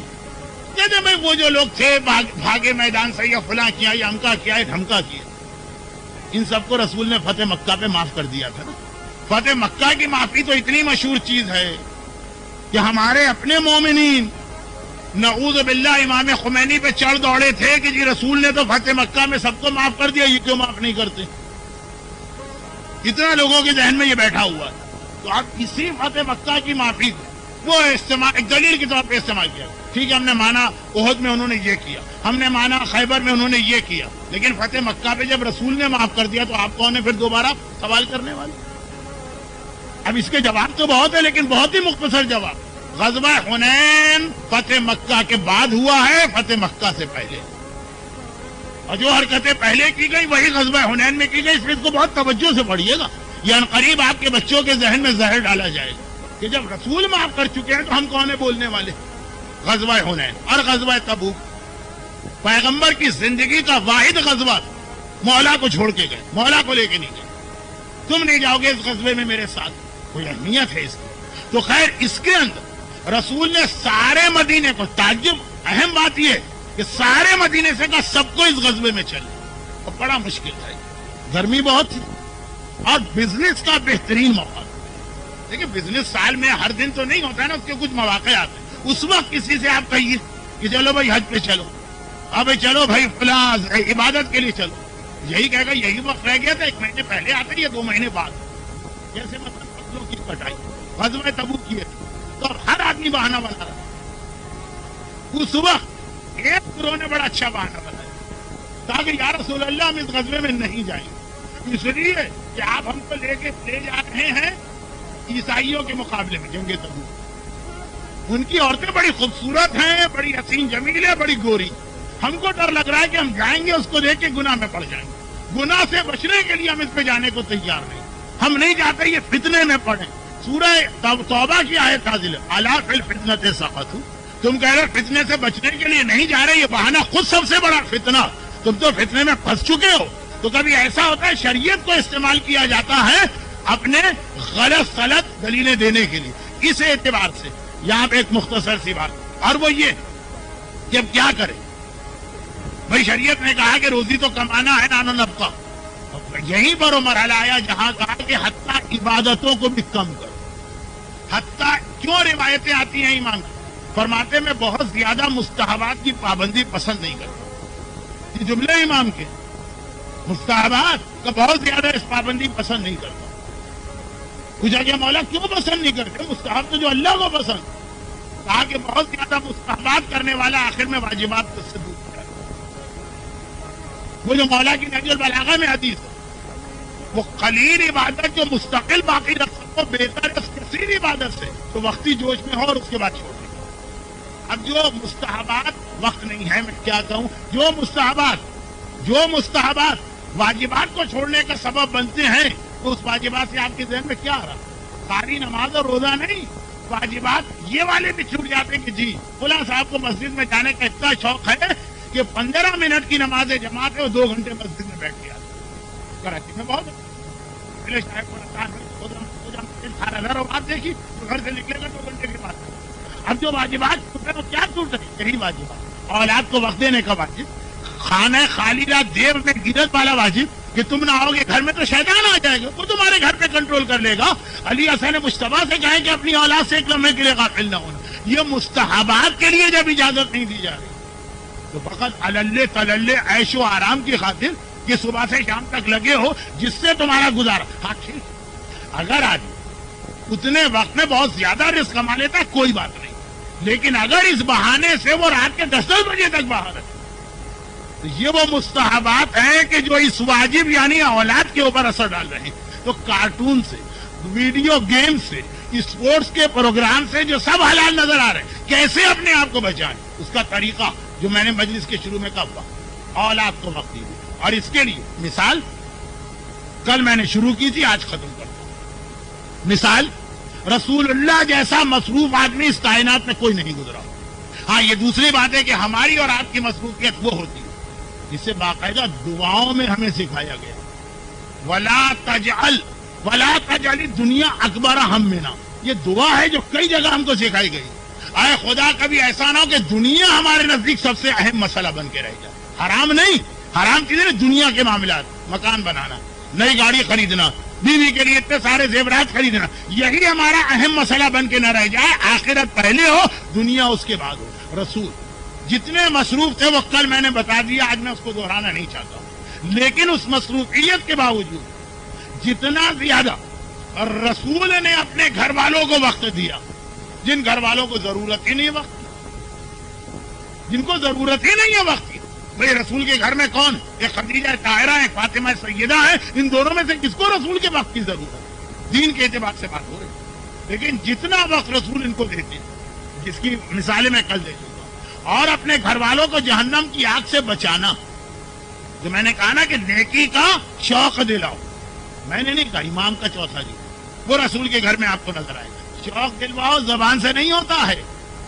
جب شادی کے بعد پہلی رات ختم ہوئی اور رسول اپنی بیٹی کے گھر میں آئے، یہ واقعہ میں چونکہ 2 سال پہلے یہاں پہ بھی پڑھ چکا ہوں اور شارجہ اور دبئی کی مختلف مجالس میں کئی بار پڑھ چکا ہوں، تو واقعہ نہیں سنا رہا. خالی اس کا جس کو انگریزی میں کہتے ہیں پنچ لائن یا باٹم لائن، کہ جب رسول اپنی بیٹی کے گھر میں آئے، ایک ہی تو لباس تھا فاطمہ کے پاس ڈھنگ کا جو شادی میں پہنا جائے، اور وہ بھی خدیجہ طاہرہ نے ایک الگ عورت کے پاس بطور امانت رکھوایا تھا. نعوذ باللہ میرے اس جملے سے توہین رسالت نہ ہو جائے، یہ بھی رسول کے پاس نہیں رکھوایا تھا. ایک الگ عورت کو کہ بس ایک تو میری خواہش کہ جب میری بیٹی اپنے شوہر کے گھر جائے تو ایک لباس تو ڈھنگ کا ہو، یہ اس وقت میری بیٹی کو میری جانب سے تحفہ دے دینا. وہ ایک لباس وہ پہنا کے. آپ کو معلوم ہے کہ رسول کو خدیجہ سے کتنی محبت. خالی ان کا گلوبند دیکھتے ہیں جو جنگ بدر کے موقع پہ آیا تو رسول کی آنکھوں میں آنسو آ گئے. یہ لباس دیکھا، پیغمبر رو دیے، کہا بیٹی تیری ماں کی خواہش ہے، اس کو پہن کے جا. اور اگلی صبح جب پیغمبر پہنچے نماز فجر کے بعد بیٹی کے گھر میں، تو دیکھا کہ بیٹی وہی پھٹا پرانا پیبند لگا ہوا لباس پہنے ہوئے. واقعہ بڑا مشہور. پیغمبر نے کہا بیٹی ارے آج ابھی شادی کی پہلی رات 24 گھنٹے بھی نہیں گزرے. جو علماء کہتے ہیں مستحب ہے کہ شادی رات کو، تو اس کے لیے 2 دلیلیں لاتے. ایک رسول کا عمل کہ رسول نے فاطمہ کو رات کے وقت رخصت کیا. دوسرا قرآن کی 2 آیتیں جن میں سے ایک آیت میرا سرنامہ، وقت نہیں تھا کہ میں اس کو سمجھاتا، اس بہانے سمجھ میں آ جائے گا. قرآن نے کہا وَاللَّيْلَ سَكْنَا، اللہ نے رات کو سکون کی چیز بنایا. یہ قرآن کی آیت ہے رات. اب امام کہتے ہیں کہ اللہ نے رات سکون کی چیز بنایا. اور سورہ روم میں کہا عورت سکون کی چیز ہے. وَمِنْ آيَاتِهِ خَلَقَ لَكُمْ أَزْوَاجًا لِتَسْكُنُوا إِلَيْهَا. رات بھی سکون، عورت بھی سکون کے ساتھ میچ کرتی ہے. اس لیے شادیاں رات کے وقت کیا کرو، بیٹیاں رات کے وقت رخصت کیا کرو. باقاعدہ امام دلیل دے رہے ہیں کہ عورت سکون کی اتنی بڑی چیز ہے کہ قرآن نے جس چیز کو سکون کہا وہ سب عورت سے ملا دو. اب وہی رات کو رسول نے رخصت کیا ہے، 12 گھنٹے بھی نہیں گزرے، 24 تو بڑی بات. اور دیکھا فاطمہ وہ پھٹا ہوا لباس پہنے ہوئے جس میں پیبند لگانے کے لیے بھی کپڑا نہیں ہے، کھجور کے پتے. کیا بیٹی وہ لباس کہاں گیا؟ کیا بابا وہ لباس چونکہ بہت قیمتی تھا، اچھا تھا، ڈھنگ کا تھا، تو میں نے یہ چاہا کہ اسے کسی بڑی تقریب کے لیے پہنوں، اس لیے اس کو حفاظت سے رکھ دیا. کتنا لاجیکل جواب. ہر آدمی یہی کہے گا وہ یہ اچھی چیز ہے وہ میں نے اس کے لیے رکھی. لیکن چونکہ یہ واقعہ باپ بیٹی کا واقعہ نہیں، ہماری اور آپ کی ہدایت کا واقعہ. پیغمبر نے کہا اچھا بیٹی ذرا لا کے لباس دکھانا. تو صدیقہ کا اتنا کہہ دینا کہ بابا میں نے لباس کو حفاظت سے رکھ دیا تاکہ جو بڑی تقریب ہے اس میں پہن کے جاؤں، کیا یہ کافی نہیں ہے کہ رسول کہتے ہیں اچھا لا کے دکھانا؟ تو یہ جملے تو عموماً آپ اس وقت کہتے ہیں کہ جب کسی سے آپ نے پوچھا میری امانت کہاں ہے، اس نے کہا میں نے رکھ دی. آپ کو شک ہے اس کے اوپر کہ نہیں یہ کھا پی گیا، کہ ذرا لا کے دکھانا تو صحیح. رسول اپنی بیٹی سے کیوں کہہ رہے؟ اس لیے کہہ رہے کہ اگر رسول یہ جملہ نہ کہتے تو فاطمہ کا واقعہ باپ بیٹی کا واقعہ بنتا، ہمارے اور آپ کے گھر کے لیے کوئی ہدایت نہ ہوتی۔ کہا لا کے دکھاؤ تو صحیح۔ بیٹی نے کہا بابا میرے گھر میں تو نہیں رکھا ہوا۔ پھر کہاں رکھا ہے؟ کہا کہ آج صبح نماز فجر کے وقت ایک فقیر آ کے اللہ کے نام پہ یہ مانگ رہا تھا۔ اب مجھے اس کو، میرے پاس 2 جوڑے تھے، ایک اس کو دینا تھا۔ میں نے سوچا کون سا دوں؟ مجھے پتا ہے جو میں یہاں دوں گی وہ قیامت میں ملے گا، اگر پھٹے ہوئے کپڑے دوں گی تو قیامت میں یہ واپس ملے گا، اور اگر اچھا لباس دوں گی قیامت میں وہ ملے گا۔ یہاں تو میں 100 200 500 آدمیوں کے درمیان، عورتوں کے درمیان، قیامت میں تو اولین اور آخرین کی عورتوں کی سردار ہے فاطمہ۔ میں نے کہا وہ بڑی تقریب ہے، وہاں کے لیے لباس محفوظ کرو۔ یہ اٹھا کے میں نے سائل کو دے دیا۔ اچھا اب اگلا جملہ بھی سنیے۔ اس نے تو ہم کو یہ بتایا کہ واقعاً جو چیز آپ کو قیامت میں چاہیے ہے وہ یہاں پہلے خرچ کرنا پڑے گی۔ لن تنالوا البر حتى تنفقوا مما تحبون، جو تمہیں پسند ہے وہ راہ خدا میں دو۔ لیکن اس کے بعد اصل موضوع یہ واقعہ نہیں تھا، یہ درمیان میں آ گیا، کوئی بات نہیں، اچھا ہی ہوا، لیکن اصل جملہ اس کے بعد پیغمبر نے کہا لیکن بیٹی یہ تو نے کہاں سے سیکھا؟ اب فاطمہ عالمہ غیر معلمہ کی ماں ہے، فاطمہ کا مصحف فاطمہ ایسی کتاب ہے کہ معصومین اس سے استفادہ کرتے ہیں، فاطمہ کا علم کسی معصوم کے علم سے کم نہیں ہے۔ پھر پیغمبر کو یہ فاطمہ سے پوچھنے کی کیا ضرورت پیش آئی کہ کہاں سے سیکھا؟ اس لیے کہ وہی بات کہ ہمیں اور آپ کو بتانا کہ بھائی ہمارے بچے، جو آپ نے کہا کہ مولانا یہ سخت وہ سخت، کارٹون بھی چھوڑ دو اور ویڈیو گیمز بھی چھوڑ دو، تو کیا کرے بچے کے ساتھ؟ یہ بچہ کہاں سے سیکھے گا؟ اس کا طریقہ۔ کہا بابا مجھے یاد ہے اب تک۔ فاطمہ یاد کی بات کر رہی ہیں، علم کی بات نہیں کر رہی۔ مجھے یاد ہے کہ ایک مرتبہ مکے میں قحط پڑا تھا اور آپ نے گھر میں جو کچھ تھا خدیجہ سے آ کے کہا تھا کہ خدیجہ طاہرہ اس میں جتنا تمہارے پاس بچا ہوا ہے وہ سب راہ خدا میں دینا۔ جملے اس سے بھی زیادہ اہم تھے، وقت نہیں۔ تو خدیجہ طاہرہ درہم و دینار کے اتنے بڑے ڈھیر رسول کے لیے قربان کر دی کہ اس کے پیچھے کھڑا ہوا 6 فٹ کا حبشی غلام نظر نہیں آ رہا تھا۔ اتنا اونچا وہ ڈھیر تھا، درہم و دینار کے، غلام نظر نہیں آ رہا۔ پیغمبر یہ چیزیں، یہ درہم و دینار بوریوں میں بھر کے لے گئے، اور فاطمہ کہہ رہی ہے مجھے یاد ہے اب تک۔ اور فاطمہ کی ولادت ہوئی ہے اعلان نبوت کے 5ویں سال، یعنی یہ ساری دولت ان کافروں پہ خرچ ہو رہی ہے جو خون کے پیاسے ہیں، کوڑا بچھانے والے، راستے میں کانٹے بچھانے والے ہیں، سر پہ کوڑا پھینکنے والے، لیکن پریشانی میں ہے تو رسول یہ لے کے گئے۔ جب واپس آئے فاطمہ کہتی ہے بابا مجھے یاد ہے۔ کیسے اپنی اولاد کو بتاؤ اس کے لیے نمونہ کہ جب آپ آئے تو مادر گرامی نے آپ کو دیکھ کے حیرت سے پوچھا کہ آپ کا لباس کہاں گیا؟ کیونکہ پیغمبر وہ بوری جس میں درہم و دینار بھر کے لے گئے تھے وہ پہن کے آ رہے۔ جیسے کفنی ہمارے یہاں تیار کی جاتی ہے، احرام بھی نہیں، کفن، کہ وہ پوری بوری اس میں گردن کے لیے یا گلے کے لیے ایک سوراخ کیا، اس کو پیغمبر نے پہنا۔ پھر خدیجہ نے سوال کیا آپ کا لباس کہاں گیا کہ کفن پہن لی؟ کہا جب میں نے سب دے دیا تو آخر میں ایک پریشان حال آیا کہ مجھے دیر سے پتا چلا، اب مجھے کچھ دیجئے تو کچھ تھا ہی نہیں۔ اور آپ نے اماں سے یہ کہا تھا کہ خدیجہ اب میرے سامنے تھا، میں نہیں، آپ نے اس وقت کہا کہ میں نے اپنا لباس دے دیا، تو اماں نے کہا کہ جب آپ خود یہ بوری پہنے، بوری اس کو دے دیتے۔ تب آپ نے یہ کہا تھا کہ خدیجہ میں نے سوچا کہ مجھے یہاں اچھے لباس کی ضرورت ہے کہ وہاں پہ ضرورت ہے، تو یہاں تو مکے کے 500 آدمی ہیں، وہاں اولین و آخرین کے انسان ہیں، جو چیز وہاں چاہیے تھی وہ میں نے سائل کو دے دی۔ بابا آپ ہی کو میں نے دیکھا، مجھے اب تک یاد ہے، باپ نے عمل کیا، بیٹی سے کچھ نہیں کہا، ایک جملہ اپنی بیٹی سے نہیں کہا۔ لیکن یہ ماحول گھر میں بنے گا تو پھر وہ اولاد نہ کارٹون سے بگڑے گی، نہ ویڈیو گیم سے بگڑے گی، نہ ہی وہ اسپورٹ سے اور دوسری چیزیں۔ لیکن ابھی یہ نتیجہ جو ہے نا وہ ذرا سا خام ہے، اسے پختہ کر کے کل آپ کی خدمت میں پیش کروں گا کہ شاید مجالس کا سلسلہ آج ختم ہے، لیکن مجھے پتا چلا کہ ایک تقریر میری کل بھی ہے شب ولادت کی مناسبت سے، بات وہاں مکمل کروں گا۔ یہاں آخری بات یہ کہ یہ سب آپ نے سن لیا، میں نتیجے کے اوپر براہ راست نہیں آیا کیونکہ وقت بھی نہیں ہے، اور مجمع اس طرح سے پوری تقریر میں میرے ساتھ رہا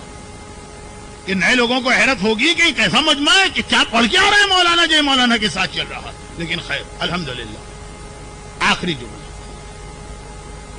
یہ ان کافروں کے اوپر رسول کا احسان ہے، اور یہ مدینے کے فقراء پر فاطمہ کا احسان ہے۔ اب عقل کہتی کہ جب اللہ کے رسول نے اور رسول کی بیٹی مکے اور مدینے، کیونکہ مکے کے یہی کافر جن کی آج اتنی مدد کی گئی، یہی کلمہ پڑھ کے بعد میں مسلمان ہو گئے، جس مکے اور مدینے پر اتنا احسان رسول زادی کا، اس کا کتنا احترام ان لوگوں نے کیا، بار بار کہا ہوگا کہ جب ہم کچھ نہ تھے اس وقت آپ نے واقع کر کے ہمیں پالا، آج اگر ہم صاحب اقتدار ہیں، آج اگر ہماری اچھی حالت، تو آپ کے احسان کو کم از کم اتنا تو یاد کریں کہ اگر آپ کو کچھ نہ دیں تو کم سے کم آپ کا وہ احترام تو رہے جو میں نے 2 دن پہلے جملہ کہا، فاطمہ کو اس سے اتنی تکلیف نہیں پہنچی کہ میرا گھر جلا دیا گیا، یقیناً بڑی مصیبت، اس سے اتنی تکلیف نہیں پہنچی، اتنی کے لفظ پہ توجہ دیجیے گا، بعد میں غلط فہمی نہ، فاطمہ کو اس سے اتنی تکلیف نہ پہنچی کہ میرے پہلو پہ کوڑا مارا گیا، فاطمہ کو اس سے اتنی تکلیف نہ پہنچی میرا بیٹا محسن ماں کے پیٹ میں شہید کر دیا گیا، فاطمہ کو جو تکلیف زیادہ پہنچی وہ 2 جملوں سے، پہلا جملہ یہ ہے کہ رسول کی بیٹی ہم آپ کو سچا سمجھتے ہی نہیں، آپ دولت دنیا کے لیے جھوٹا دعویٰ کر رہی، جو شادی کا لباس شادی کی صبح اپنے بدن سے اتار کے غریب کو دے دے، اس سے کہا جائے کہ آپ صدیقہ ہیں ہی نہیں، مباہلہ میں عیسائی تک جس کو دیکھ کر پکار اٹھیں کہ ایسے سچے چہرے نہیں دیکھے، اور کہا جائے کہ ہمیں نہ آپ کے دعووں پہ یقین ہے نہ آپ کے گواہوں پہ یقین، علی بھی غلط حسین بھی غلط، اور دوسرا جملہ جس نے فاطمہ کے دل کو بہت تکلیف پہنچا وہ یہ کہ چلو جو کچھ تمہیں کرنا تھا کیا، جب پابندی لگا دی کہ آپ مدینے میں بیٹھ کے باپ کا ماتم بھی نہیں کر سکتے، یہاں تو کچھ مانگ بھی نہیں رہی، چلے وہاں تو تھا کہ فدق کا مطالبہ تو کیا نا، کم ماتم بھی نہیں کرنے دیں گے، بیت الحزن کے علاوہ آپ مفاتیح الجناح میں شیخ عباس قمی نے جہاں شہدائے احد کی زیارت لکھی، وہاں یہ جملہ لکھا ہے کہ عمر ابن لبید انصاری کہتا کہ احد جو زمانے میں جنگل تھا بہت دور، میں ویسے ہی گزر رہا تھا، دیکھا کہ قبر حمزہ پر فاطمہ بیٹھی ہوئی گریا کر رہی ہیں، ایک جملہ میرے کان میں پڑا، میں نے کان بند کر لی، نامحرم، لیکن کہا کہ شہزادی آپ ایسا گریا کر رہی ہیں جس نے میرے کلیجے کی، جس نے میرے دل کی رگوں کو کاٹ کے رکھ دیا، کہا کہ اے عمر اگر مجھے مدینے میں اپنے بابا کا ماتم نہ کرنے دیا گیا تو کیا میں اتنا حق بھی نہیں رکھتی ہوں کہ ویرانے میں آ کر اپنے دادا کی قبر پہ ماتم نہ کروں؟ فاطمہ کو جو زیادہ تکلیف پہنچائی، جس کے لیے میں نے بطور دلیل بھی ایک جملہ کہا تھا کہ فاطمہ نے کسی مصائب پہ وہ بات نہیں کہی جو اس دن کہی جس دن ماتم سے روکا گیا، جب میں بابا سے ملوں گی تو پہلی فریاد کوڑے کی کروں گی، محسن کی کروں گی، پہلوئے شکستہ کی کروں گی، جلے ہوئے دروازے نہیں، پہلی فریاد کروں گی بابا امت نے آپ کی بیٹی کو باپ کا ماتم بھی نہ کرنے دیا، وہ فاطمہ کے فاطمہ نے، فاطمہ کی ماں نے، فاطمہ کے باپ نے اتنے احسانات ان پہ کیے، اور حالت یہ ہو گئی کہ جسمانی تکلیف بھی اپنی جگہ ہے، اور یہ جو روح پہ کوڑے لگے ہیں یہ 2 جملے، دن بدن فاطمہ زیادہ سے زیادہ کمزور ہوتی جا رہی، یہاں تک کہ ایک وہ وقت آ گیا کہ اب فاطمہ نماز کے لیے بھی بستر سے نہیں اٹھ سکتی ہیں، دیکھیں اس سے پہلے وہ وقت آیا تھا کہ اب فاطمہ بیت الحزن بھی نہیں جا سکتی لیکن حجرے میں نماز پڑھتی تھی، کیسے میں بتاؤں کہ فاطمہ یہ نماز کیسے پڑھتی تھی، حجرہ سیدہ کوئی بہت ہی لمبے چوڑے اتنے بڑے ہال کا نام نہیں، مختصر سی جگہ ہوگی، 2 ستونوں سے لے کے ممبر تک اتنا سا حجرہ، وقت نماز آتا ہے فاطمہ مصلی کی جانب چلتی ہیں، مگر اس طرح چلتی ہے کہ ایک ہاتھ دیوار پر ہے، دوسرے ہاتھ سے ٹوٹی ہوئی پسلیوں کو سنبھالا، ٹوٹی ہوئی پسلیوں کو سنبھال کے ایک ہاتھ دیوار پہ رکھ کے فاطمہ مصلی پہ آتی، لیکن عزاداروں جس شہزادی نے ٹوٹی ہوئی پسلیوں میں بھی نماز قضا نہیں کی ہے اس کے چاہنے والے کیا کبھی نماز چھوڑ سکتے ہیں؟ پھر وہ وقت آ گیا کہ اب اتنی طاقت بھی نہیں ہے کہ دیوار کا سہارا لے کے ٹوٹی ہوئی پسلیوں کو سنبھال کے مصلی تک جائیں. اب بستر پر بیٹھے بیٹھے نماز پڑھی جاتی ہے. اپنے اور میرے انداز سے اہل بیت کو نہ سمجھیے. اہل بیت کے یہاں سب سے بڑی قیامت ہے اگر کبھی وہ بیٹھ کے نماز پڑھے. کیونکہ نماز تو ایسی عبادت ہے کہ مولا کے پاؤں سے تیر کھینچو پتہ بھی نہ چلے. ارے فاطمہ تو خیر فاطمہ ہے, زینب اگر سنت نماز زندان شام میں بیٹھ کے پڑھ رہی ہیں تو سجاد کو یقین نہ آیا پھوپھی اماں آپ نے تو شام غریبہ بھی کھڑے ہو کے نماز پڑھی تھی. وہ سنت نماز تھی, یہ واجب نماز ہے.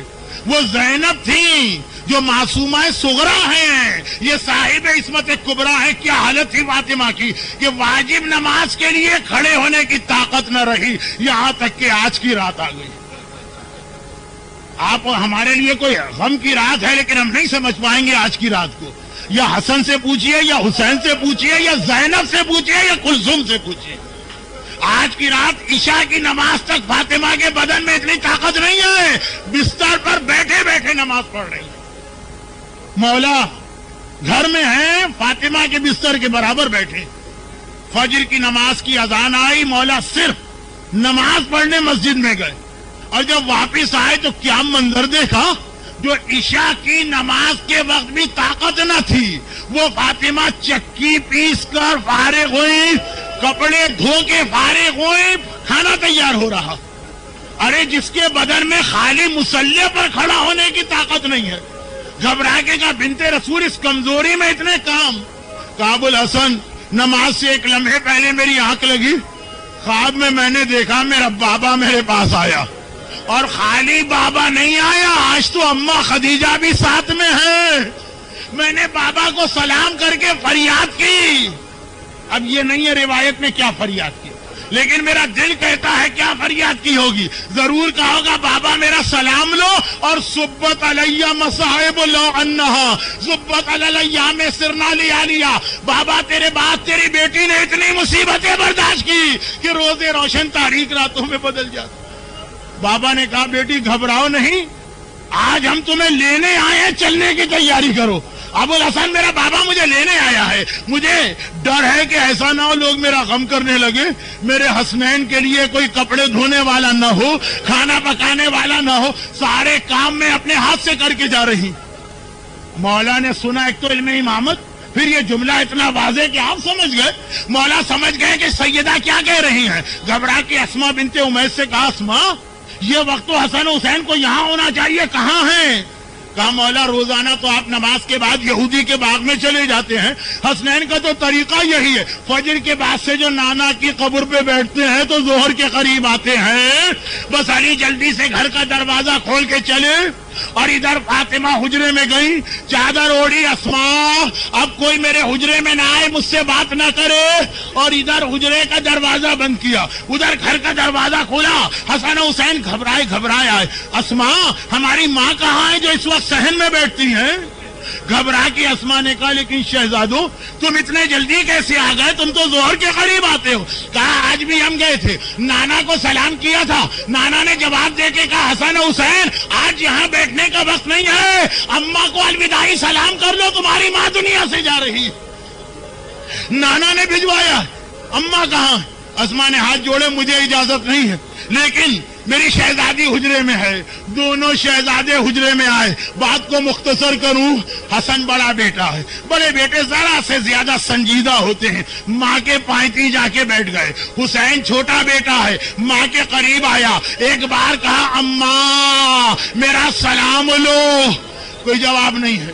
دوبارہ کہا سلام لو, جب تیسری بار بھی جواب نہ ملا حسین نے سر سے امامہ اتارا, دونوں ہاتھوں سے سر پیٹا. اماں یہ کون سا دن آ گیا, تیرا حسین سلام کرے اور تو سلام کا جواب نہ دے, اور غش کھا کے گر پڑے. اسما صحن میں دیکھا کہ دروازہ دوبارہ کھولا گھر کا. مولا گھبرائے گھبرائے اسما میرا حسن حسین تو یہاں نہیں آیا. اسما نے کہا لیکن مولا اتنے پریشان کیوں ہیں. کہا میں قبر رسول پہ گیا, نہ حسن تھے نہ حسین تھے, میں نے پیغمبر کو پکارا، رسول نے کوئی جواب نہ دیا۔ جبرائیل نے کہا اے ابو الحسن جا کے حسین کو تسلی دو، حسین کے رونے سے فاطمہ رو رہی ہے، فاطمہ کے رونے سے رسول خدا کش کھا کے گر پڑے ہیں، حسین کو تسلی دو۔ میرا حسین تو نہیں آیا۔ اسما نے کہا آقا حجرے میں ہے۔ بہرحال بات بہت مختصر کرتا ہوں، مولا گئے، بچوں کو تسلی دے کے باہر نکالا، میں تمہاری ماں کو غسل میت دے دوں؟ اور زینب کہتی ہے میں نے بابا کے رونے کی آواز سنی۔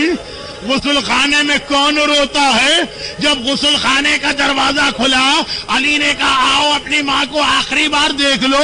زینب نے گھبرا کے کہا بابا مگر آپ غسل میت میں کیوں رو رہے تھے؟ ارے دنیا کا سب سے بڑا صابر، میرا مشکل کشا مولا کہتا ہے زینب جب غسل میت کا پانی ڈالتے ڈالتے میں کمر پہ پہنچا تو کوڑے کا زخم آج 75 دن بعد بھی تازہ نظر آ رہا تھا۔ رسول کی بیٹی زخمی کمر کے ساتھ دنیا سے گئی۔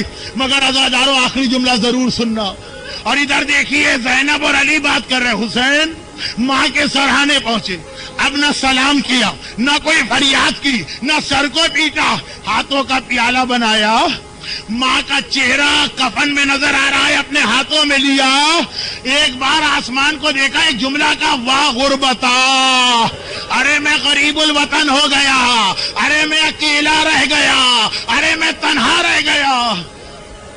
بھائی اتنا کہنا تھا بندے کفن ٹوٹے، فاطمہ کے ہاتھ کفن سے باہر آئے، حسین کو سینے سے لپٹایا، اے میرے لال ماں تیری غربت کی فریاد نہیں سن سکتی، ارے میرا حسین۔